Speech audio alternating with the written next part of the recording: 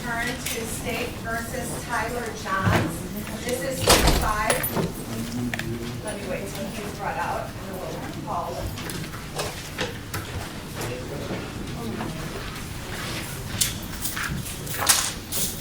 Thank you. This is State versus Tyler Johns. This is 2-5 CRH 1019. Good morning, Mr. Johns. He is present in custody. Mr. Helmick, are you confirming as counsel of record? I am, Your Honor. I received a copy of the complaint, waived its reading. Thank you. And Ms. Pizzani-Simmons, you are here on behalf of the state, is that correct? That's correct, Your Honor. Thank you. Mr. Helmick and Ms. Pizzani-Simmons, it looks like bail was passed or waived for its initial appearance. Court, is that something parties intend to argue today? Please. Yes. Okay, thank you. We will have those arguments. Before I turn to the state, my understanding is there are family members, victims' family members here today, is that correct? That is correct, Your Honor. Pursuant to Marcy's law, the victim's family has a constitutional right to be heard on bail. Is that something that they intend to exercise today, or is it something that you are going to make the representations for? Or is it something that hasn't been determined? At this point, Your Honor, it hasn't been determined. However, I do believe at least one family member would like to make a statement. Okay. I will hear from you. I will hear then at your choosing either from the family member, or I can turn to Mr. Helmick and hear from the family member last before the court makes its determination. I will first turn to you, Ms. Pizzani-Simmons, with regard to bail. Thank you, Your Honor. So this time the state's going to be asking for detention. As Your Honor is well aware, under the Nevada Constitution and under the bail statutes, bail is not required for a defendant who has been charged with first-degree murder. The state's position in this case is that this is a case of first-degree murder under two distinct theories of liability. The first of which being under a child abuse theory. NRS 200.030 defines child abuse for the purposes of the murder statute as physical injury of a non-accidental nature to a child under the age of 18. That is in fact what occurred here. And so it is per se a first-degree murder under that theory of liability. Additionally, under a separate theory of liability, it would be willful, deliberate, and premeditation. The facts of this case are, I think, have been widely reported, and I know Your Honor has read the probable cause statement, but specifically the driver, Mr. Ayala, who was the stepdad of the victim, Brandon, who was driving the car, very specifically told detectives that he believed that the defendant was trying to shoot at him and kill him, and based off of the fact that these were two moving vehicles on the highway, that it was the speed and the velocity that ultimately had the bullet go through the back driver's side window and strike the victim. And so under a theory of transferred intent and willful, deliberate, and premeditation, the state's position is that that is also a theory of liability for first-degree murder. So if we're talking about proof evident presumption great, which is required to hold him no bail under a first-degree murder, I mean, I think there's an overwhelming amount of evidence that shows proof evident presumption great of a first-degree murder here. So, I mean, first of all, the defendant immediately walks up to officers and said, "I shot at the car, arrest me," puts his hands behind his back, and I think that that's pretty telling. But in addition to that, just separate from the defendant's statements, there's three eyewitnesses in this case, one of which is Mr. Ayala, the driver of the victim vehicle. The other two are just two separate eyewitnesses who were driving down the highway at the same time, one of which was ultimately struck by the defendant's vehicle. Both of them ID'd the defendant as the sole occupant of that vehicle, as the driver of that vehicle. He has the firearm and the shell casing on the floorboard of the passenger side of his car. And so I think that his proof of guilt is evident. Presumption of conviction is great based on all those facts and circumstances. However, if Your Honor is not inclined to find proof evident presumption great, then I would just ask to be heard on the Valdez-Jimenez and the bail factors prior to any bail determination. Understood. Is that something you want to lay out now, or let me hear from Mr. Helmick first? I'll let you hear from Mr. Helmick first, Your Honor. Thank you. Mr. Helmick on behalf of Mr. John. Yes, thank you, Your Honor. Well, I think it's time to clarify a lot of the facts in this case, because there's been some misconstruing of what happened here. Now, let me just say that this is a horrible, tragic situation. And it was an accidental situation, so I don't believe this theory under child abuse or anything like that even plays a role, because there was no indication that Tyler knew that there was a child even in the backseat of the car. But going back to the facts itself, and I understand that the victim's stepfather had his statement that he gave, but it's really completely opposite for the most part in regard to actually what happened. We have an individual, and I'm talking about the other driver, who was driving on the shoulder of the freeway to get around other cars. It's 7:30 a.m. He's got a kid in the back of his car, and he is driving recklessly in the shoulder of the freeway, getting back into a lane.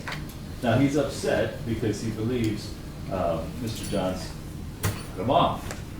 And so he goes in front of him and starts exchanging words. And when I talk about going in front of him and exchanging words, he's not just rolling down the window and saying stuff. He's leaning out the window, cussing at him in Spanish, cussing at him in English, threatening him. And at the entire part of the driving, Mr. Johns was never leaving his lane. Okay. So there's other witnesses in this case. We have multiple people that have yet to be provided in the discovery about their voluntary statement or their interview. Look forward to watching the body cameras on that, because even the detective himself, or the first arriving officer rather, said he's got 4 males in the street that he had to deal with. So we know there's other people. So there's other sides to the story here. One of the biggest points I want to make is we have the other driver trying to swerve into Mr. John's vehicle, not once, but twice, and then ultimately a third time, giving him the tailspin. Now, that was after the shot, nevertheless. So he's putting Mr. Johns in a position of fear, no doubt. Okay, no gun was pulled out. This is not a case that was portrayed to be that, hey, he was cut off, and so I pulled out a gun and shot him. There's way more to this. Okay, and I think that the facts of this case will fully come out at the time of the preliminary hearing. And so, in regard to the shooting aspect of it, he was not trying to shoot at anybody. The gun was pulled out because the individual would not stop trying to swerve into his lane and put him in fear, to the point where Mr. Johns had to stop the car multiple times. Okay? He stayed in his own lane. He wasn't going around brake checking and so forth. Now, again, I told you I would hear from different witnesses, different vantage points, and that's a key word, vantage points, because all these people that we see in this police report don't come into the case until the actions have already taken place. And so they must be with the initial part of what started the whole thing, okay? And so I think that's important. The gun was raised in an effort to deter the other driver to get away, to stop, okay, to chill out. Then, the third time, he moves his car again and swerves into Mr. John's car. That's when the shot was fired. The windows were extremely tinted where you couldn't see anything in the back seat. And I think it's reasonable for someone to say to themselves at 7:30 a.m. in the morning that they would believe that a child would be in the back seat of a car when you have a stepfather who's driving in that particular manner. I don't think somebody's going to say to themselves, well, maybe there's somebody, even an adult or a kid in the car, when somebody's driving like this, you wouldn't think that that would be taking place. So I think that's important when it goes to intent here. And that's why the shot was in the back of the car as opposed to shooting directly at the other driver. There's no intent to kill in this case, period, and we look forward to proving that aspect of it. So I'll switch to the flight and the danger to the community. Your Honor saw the NPR, low risk. Went up to moderate, as Your Honor knows, when we deal with these Category A felonies, that's typical. No record, no failures to appear. He's got 6 family members in the courtroom, so he's got support here. They all came out from California to support him. He had a job. He was driving to work. okay, a managerial position at Dunn Edwards Paint. And then I'm gonna flip what the state said in regard to him walking up to the police officer and putting his hands behind his back. Because once he walked out of the car and saw that the kid was shot, he was walking away, wanting to call the police, but the police officer already pulled up. And he says, yeah, he says, I shot him, puts his hands behind his back. That's called cooperation, as opposed to the opposite of not cooperating. And so he cooperated about as best as you can get. And I think that's something important to take into account. I don't think proof is evident presumption is great here. Don't see this at all as being a first-degree murder case, given all the actions that are taking place at once. And then the eyewitnesses is going to be anticipate certain different versions of what takes place here. We're asking for $50,000 bail, high-level electronic monitoring, no driving condition, no possession of any weapons. If Your Honor agrees with the state that proof evident presumption great, and we'd ask for a hearing on how the detective testifies so we can have Your Honor make a determination based upon live testimony, and I'll submit it on that. Thank you. Let me first turn to Ms. Simmons with regard to this request for a separate hearing. Today is the day for the hearing. Is there something that you want to be heard on that request? Yes, Your Honor. So, I mean, I can address the facts based off of the additional discovery that has been provided in the last 12 hours or so. However, Detective Skinner is present from Henderson Police. She is prepared to testify today if Your Honor wants live testimony. Well, then let's bring Ms. Skinner up because our hearing is today. Marshal. The court will make the analysis today whether or not, obviously, the statutory requirements under NRS 178.485 subsection 4 amendment. We're not going to prolong this.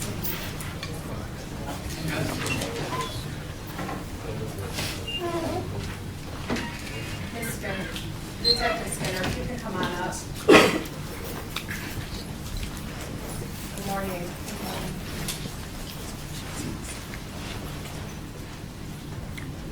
We're going to have you remain standing if you would, please. You swear the testimony you're about to offer shall be the truth, the whole truth, and nothing but the truth, so help you God? Thank you. Can I have you state and spell your first and last name, please? Yes, Carrie, K-A-R-I, last name Skinner, S-K-I-N-N-E-R. Thank you. Mr. Simmons, first and foremost, are you asking that I make a part of my record in ruling the arrest report that was submitted as part of this record, first and foremost, with that factual basis, or is it something that you wanted to walk through as well? Yes, Your Honor. I would ask that you consider that police report as part of your factual basis, and Detective Skinner's testimony can supplement, I think. Thank you. Obviously, Mr. Helmuth, you relied on that as well. I imagine there's not an objection to me taking the arrest report with the additional information. No objection. Thank you. I will let you ask Detective Skinner questions. Mr. Simmons, go ahead. Ma'am, are you a detective with the Henderson Police Department? Yes, ma'am. Okay. And on November 14th of 2025, were you involved in the investigation regarding a homicide that occurred on the 215 westbound? Yes. Can you give us just a brief overview of the facts when you first were assigned to the case? Yes, so we were first assigned to the case after patrol arrived, made contact with a LVMPD or Las Vegas Metropolitan Police Department officer that had called into our dispatch to state that there had been a multi-car crash that he had rolled up on along with the Henderson Fire Rescue. When they got out, they determined that it was more than just an accident and that they had somebody in custody. So at that point, our officers arrived, and then ultimately a death was discovered and robbery homicide was contacted. Okay. And so you are a robbery homicide detective, correct? Okay. Were there eyewitnesses to this event that transpired other than the drivers of these two vehicles? Yes. Okay. And throughout the course of your investigation, did you participate or review in any of the statements that were given by these witnesses? Yes. Okay. And based off of that Was there additional information that you were able to glean to kind of give a bigger picture of what had occurred on the highway at that time? Yes. Okay, can you describe that for us, please? Yes, so several witnesses remained on scene. Some were a part of the original crash, and then some had pulled over, and subsequently we've had additional eyewitnesses come forward and been interviewed. Those witnesses all corroborate each other's stories. Some of them there's some variances. One in particular is a witness that was interviewed by one of my partners that stated he too had an interaction with Mr. Johns just prior to the interaction with my guy. Okay, can you describe that interaction from that eyewitness? Yes, so the southbound lanes of I-11, there's an exit, and that's considered a flyover that then feeds you into westbound 215. That traffic in the morning, I understand, is quite backed up. People are lined up. There was an interaction between this witness that was interviewed by my partner that stated that he was trying to merge in a zipper fashion onto the 215 where the lane diminishes, and Mr. Johns had swerved over to prevent him from passing him. That witness ended up just merging behind him and not dealing with the situation. He then observes Mr. Yala's vehicle, the black SUV, continue past Mr. Johns, same situation. Mr. Johns swerved into him, and then that's when the interaction began between the two guys. Okay, and so I just want to clarify a little bit of this for anyone who's unfamiliar. So this flyover right that you're talking about, is that the interchange between the southbound I-11 onto the 215 westbound? That's correct. Okay. Does that flyover interchange have one or two lanes? I believe it starts off as 2, diminishes down to 1, and then opens up again as you have to go into additional 2, 3, and 4 lanes. Okay. Is it fair to say that the rightmost lane of that interchange, it feeds onto the exit of Gibson Road? Correct. And then the left lane of that interchange then allows you to merge onto the 215 westbound, is that fair? Yes. Okay. Based off of your investigation, what lane was the defendant's vehicle in at the beginning of all of these interactions? To be honest with you, I believe it was in the second lane. I would have to clarify that. Okay, and when you say the second lane, is that the left one, the one that would merge into the 215? Correct. Okay.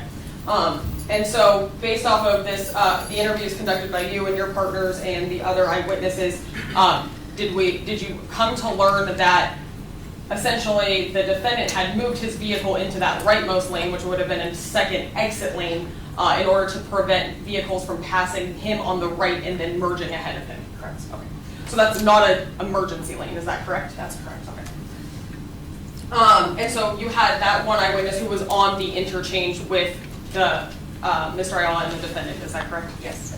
Did you also have additional eyewitnesses who had come onto the 215 westbound from Lake Mead and so were on the other side of the barrier of the interchange? You did, yes. And you said that there was, all the eyewitness testimony corroborated each other, there were some variances. Is it fair to say that's because these vehicles were located at different areas of the highway at the time that these events transpired? Yes, both are vantage points. And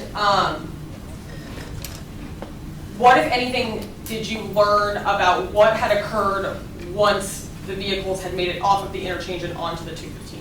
So several witnesses described they'll describe it as the Chevy Traverse, which is driven by the victim's stepfather, that he continued in his lane, that then Mr. Johns and his blue Hyundai Elantra appeared to be watching the vehicle to see where he was going to be merging in, because they now were 2 cars apart. Mr. Johns then gets over a lane, I believe it was the number 2 lane on the freeway. He then speeds up, and then now the vehicles are side by side, windows are down, and they're having a verbal exchange. Okay. And this verbal exchange that's going on, where is it kind of taking place? It's going to be in what people commonly know as the slow lane of the freeway, and a secondary lane, which is going to be considered the middle lane of the freeway. And based on that eyewitness testimony, do you learn that these kind of 2 cars are, maneuvering around each other, maybe brake checking, stopping quickly, and trying to have this verbal altercation? The majority of the witnesses were saying that there was a separation, so to speak, when both vehicles merged onto the 215 and were then traveling westbound. There was a little bit of a separation by, I believe it was 2 cars, and then Mr. Johns sped up, and then their exchange is occurring here, side by side as they're traveling westbound. There is one account that somebody had indicated that there was braking However, they were not behind each other at that point. They were side by side, and then there was the exchange and someone could see hands. Okay, so, at this point, is it fair to say then that Mr. Johns did not want vehicles passing him on the right and merging onto the 215 in front of him, so he had maneuvered his vehicle into that right-hand lane in order to prevent that from happening, is that Yes. fair? That's speculation.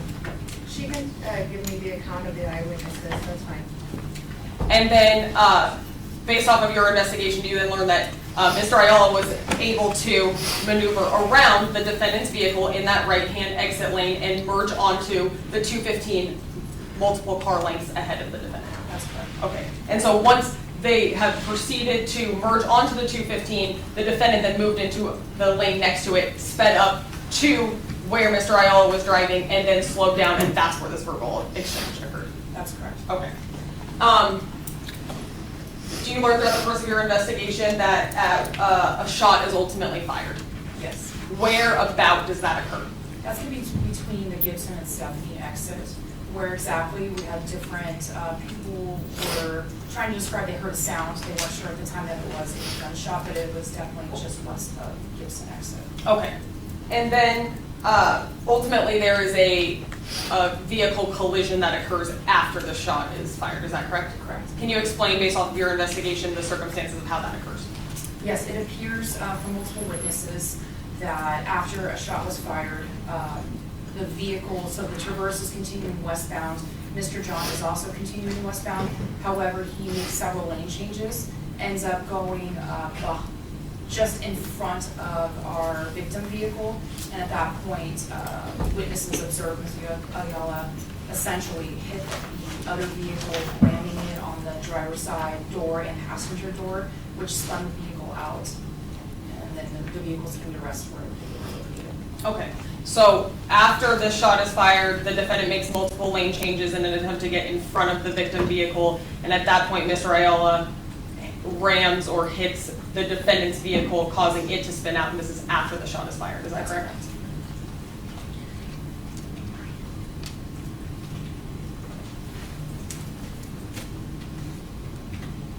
Throughout the course of your investigation, did you learn how it is that officers became first notified of this collision or this incident?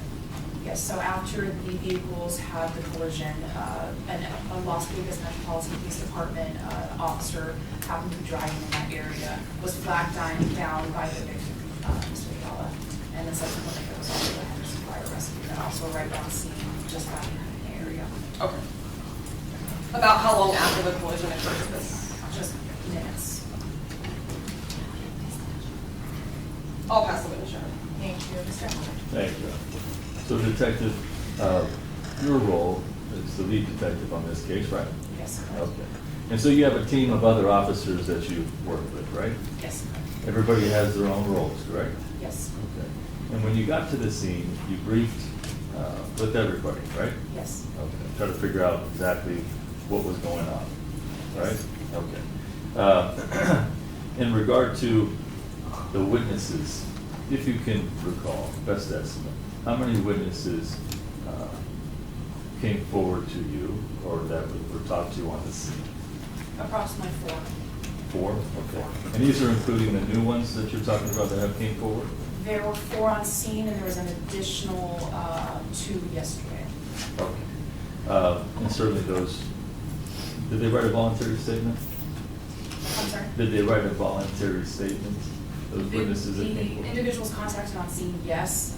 The 2 witnesses that came forward yesterday were audio recorded. Okay. Did you specifically remember a man with a tattoo? I mean, as far as a witness? Witness on the scene? I did not contact a male with a tattoo, nor did I interview any other witnesses, so I wasn't able to really get a good look at each individual witness. Did you talk to every single officer that was involved in talking to the witnesses that were on the scene? No, as you mentioned, we work as a team, so my fellow squad mates took care of that. I'm sorry. My fellow squad mates, my fellow detectives took care of that for me. Okay, but I'm asking you, did they come and tell, let me rephrase that basically, did they come and tell you that they talked to every witness on the scene was talked to? The ones that came forward, yes. Okay, on the scene, right? Correct. Okay. And so, from talking to them, you are aware of a man with a tattoo that came up to Mr. Ayala and talked to him and grabbed him, basically saying to him, "What were you doing? This was your fault." I don't recall that statement. Okay. In regard to the witness statements that we do have in the report, is it safe to say that Mr. Ayala was indeed driving recklessly? I don't have an opinion on that. I'm going by what witnesses are saying, which it appears to me Mr. Johns was the aggressor. I'm not asking about the aggressor. Let me rephrase that. Was Mr. Ayala driving appropriately and legally? If he's trying to merge in another vehicle and letting him in, I mean, it's fair to say that you're gonna have to eventually either go in front of or behind the vehicle. Good. Are you familiar with talking to Edward, different detective? You familiar with Edward Mack, that name? Yes. Okay. Didn't he talk to you about jockeying and Mr. Ayala brake checking and different things like that? I believe he did disclose that to one of his students. Okay. And swerving in front of Mr. John's car, right? I believe that was, Okay. That's not appropriate driving, is it? in my opinion, no.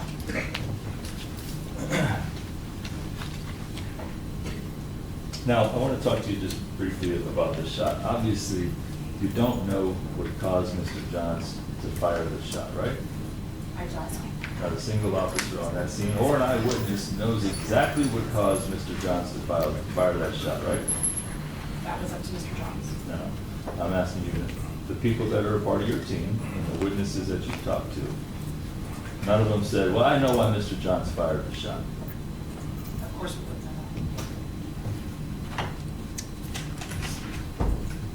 that. That's all I have, Your Honor. Thank you. Thank you. Anything further, Mr. Jorgensen? Just briefly, Your Honor. Detective Skinner, when Mr. Helmick is asking you about whether or not Mr. Ayala was driving legally or recklessly, is it fair to say that Mr. Ayala's driving conduct based off of your investigation changed once the shot was fired? Yes, absolutely. Okay. And so this idea that, Mr. Ayala caused this crash, is that fair to say? Yes. And that occurred after the shot was fired, is that right? Correct.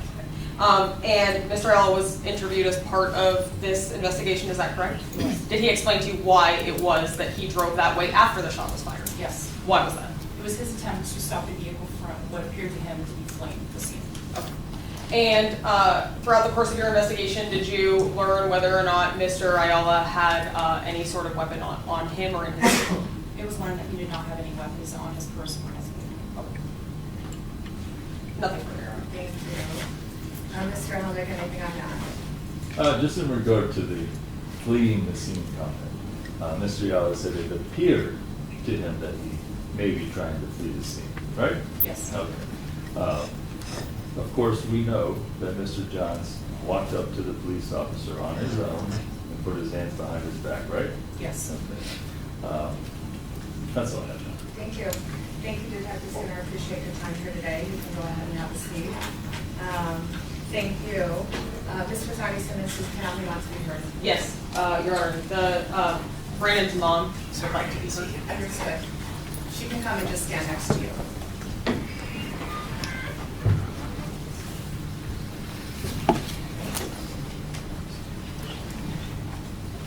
Good morning, Your Honor. Good morning. I'm going to have you state your first and last name for the record and then spell it. My name is Ruby Chavarria. Please spell it R-U-B-I-C-H-A-V-A-R-R-I-A. Thank you.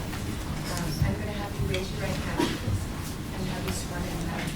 Do you swear the testimony you're about to offer shall be the truth, the whole truth, and nothing but the truth, so help you God? Yes, ma'am. You have a constitutional right to be heard on bail, and so I will hear from you now. Obviously, the court is sorry for your loss. Thank you so much. I don't believe this person needs to get a bail because regardless of whatever situation you've been on, there was no endangerment for you. There was no person, pointing a gun at you. Swerving or road raging does not give you a right to shoot at anybody, even if you didn't see a child in the back. It does not give you a right to shoot at a person just because you don't want them to pass your lane. It does not give you a right to even, like he mentioned, scare the person, because that's not what your firearm's for. You do not carry a firearm just to go off in any road and try to scare anybody, because you can shoot at anybody. Even if you were trying to scare somebody, you do not do this to a person. After this, my son's life was taken away, whether regardless you saw him or not. This was meant to do, even if it was for him, it was meant for the driver. He wanted to take somebody's life away. And he took my son away. He was just trying to make it to school. There's witnesses that saw that he did that to other people. If it wasn't meant for my son, it was meant for somebody else. But he was not, his intentions were to hurt somebody. You do not carry a gun just to try to point at somebody and try to scare. That's not what our firearms are for. And that's not what you carry your firearm for. That you do not, if you let him out on bail, what makes you think that he's not going to feel, like you say, scared and try to do it again to somebody else? Nobody should go through what I'm going through right now, Judge. Nobody. This is not fair. He should not be out in the streets after what he did. And yes, he cooperated after he got out because he had no choice. He got crashed into because he was trying to leave. He did not feel any remorse for this. He was trying to leave the scene and just like, oh, I scared him, I'm leaving. No, it doesn't work like that. You don't just shoot at a person and just try to leave the scene. He got out and said, yeah, I shot it because he feels no remorse. Yeah, I did it, okay? Like nothing, like no. And because he was in between the two vehicles, he had no other option. The officer was already there. If no officer would have there, he would have just drove by. My husband would have just, stopped and not done anything. His car would have been gone and we would have just been looking for witnesses for the situation. I do not feel like he needs to be in the streets, Your Honor. My son is never going to come back. You have him out in the streets. What if he does this to somebody else? Nobody else deserves to go through what I'm going through. He took my son's life. He needs to be here and pay for everything he did. He does not need to be out in the streets, Your Honor. I ask you for him to stay in no bail. No bail. He does not deserve it. Whether you do it or not unintentionally, you do not shoot your gun at anybody just because you feel like you want to scare somebody. And that's in his report. He feels scared. No, you do not do that. He does not deserve to be in bail. That's all I'm asking for. Thank you. Mr. Helmer, any questions? No, yeah. Thank you. Thank you, Your Honor. To the right. Anything further, Mr. Dominguez? Your Honor, just based off of Detective Skinner's testimony, I think that it's clear that the defendant was the initial aggressor in this situation. He attempted to block the lane not only just for Mr. Ayala, but for other vehicles before that. Mr. Ayala simply drove in a lane of travel, which is legal to do, and got around and merged ahead. The defendant then pursued him, slowed down next to him. A verbal altercation ensued. Mr. Ayala did not have a weapon. As far as the witness testimony goes, he did not make any attempt to ram his vehicle into the defendant's vehicle until after that shot was fired. There was no threat to the defendant based off of Mr. Ayala's driving conduct. So based off of all of those circumstances, again, the state's position is that this is a first-degree murder case and that the proof is evident, the presumption is great, and that he should be held no bail. Thank you, Mr. Helmer. Thank you, Your Honor. So it's hard for me to pin down the other witnesses that have come forward because I haven't seen the interviews, of course. It's a fresh case, right? The investigation's still going on. So, I mean, we have our position in regard to other witnesses that saw something different, even specifically in the police report. And I'm not going to dive into this too much with you, Your Honor, on this, but we know for a fact, based upon what the witnesses in the police report and the voluntary statement said, okay, from their particular vantage point, that Mr. Ayala was driving in a reckless manner. If you add up all the things that he was doing, it's not just driving down the road, taking his kid to school without exchanging words, cussing, and having this, we'll call it a road rage incident, but I think there's more to it in regard to that. And even the people that wrote down the voluntary statement said that they felt there was some speeding and then words exchanged. So I don't feel that the proof is evident, presumption great in regard to a first-degree murder here, okay? I don't see this case being a first-degree murder based upon the facts that we have in front of us so far. And of course, a lot of that stuff will be hashed out in the preliminary. Thank you. Thank you to all my parties. Mr. Johns, I did have a chance to review all of the paperwork on file hearing. I also had a chance to review the Nevada pretrial risk assessment, as well as hear about your financial capabilities, as well as your argument, of course, from the state, as well as from your attorney. I also had a chance to hear, obviously, a testimony from the lead detective in this case, and I do find that the state has met its burden, that proof is evident and presumption great. The first-degree murder here today, the court will hold you without bail. The court does that for the following reasons. The court absolutely looked at all of the paperwork on file hearing and heard testimony with regard to the driving that was outlined. Detectives not only outlined driving that included a blocking of drivers prior to the incident with Mr. Ayala, but even if the court took the version of events, because there are different vantage points, and the court absolutely will acknowledge that there was this grade checking one in front of the other. There's a clear demarcation of the time frame where the windows are rolled down and you produce a deadly weapon. And that is where the court finds that the proof is evident, because willful and deliberate premeditated acts are shown by circumstances.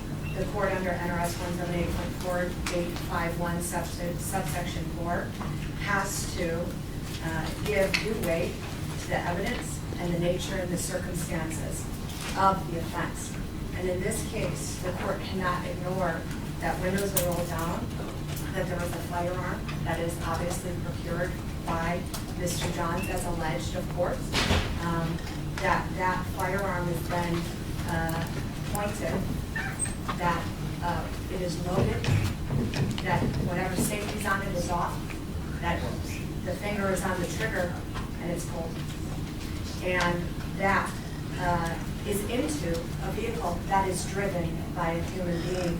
And that when we look at intent, we look at the facts and circumstances of what happens. So pointing and shooting a firearm at another vehicle that is occupied in the circumstances where there are a lot of vehicles occupied by persons on the highway. One, it can't be underscored how dangerous it is, but two, that intent is clear, and the court does find that proof is evident of presumption grade in this case, that whether or not the minor child, as the state pointed out, was the specific target, is not of a consequence to the extent of transferred intent. And that conduct is clear by the court, and therefore the court will hold you no bail given the totality of these circumstances. And that's even if the court were to believe that Mr. Ayala is driving and you're driving, because obviously, Mr. Helmick, it wasn't just one person brake checking, it was also Mr. John's brake checking. If we just take that version of events of that one eyewitness, which of course the court looks at all of the evidence that's before it, as well as the testimony that was given live here today. So there is then a demarcation of retrieval and use of a firearm, a deadly weapon, and it did in fact produce death in this case. And so to the extent that there are other arguments that Mr. Helmick indicated that may be borne out, that they may be borne out, but as far as the evidence presented to this court, the court does find proof is evident, presumption grade, and will hold you without bail on count one. Counts 2 and 3, the court will set bail at standard. The court looks, obviously, and for the parties, even if it were to set bail, the least restrictive means to ensure the safety of the community in this case, and or your return to court. The court, quite candidly, could not underscore the danger of this enough, because this was a stranger, and it was amongst other citizens of Henderson that were complete strangers as well. So the idea of the conduct standing on its own is unbelievably dangerous. And the court will set bail as standard on the other 2 counts. And the court will set a preliminary hearing. But Mr. Helmick, I will turn to you if you want to invoke the preliminary hearing within 2 weeks, or if your client wants to waive that. We'd like to invoke this. Understood? What Mr. Johns, what Mr. Helmick is indicating is that you have a right to a preliminary hearing within 2 weeks. He's invoking that right, so the court will grant that request and set your preliminary hearing within 2 weeks. That 2-week date is, Madam Clerk. December 4th, 9:30. Okay, thank you. Thank you. We'll see you back then. Thank you. That will be the order of the court.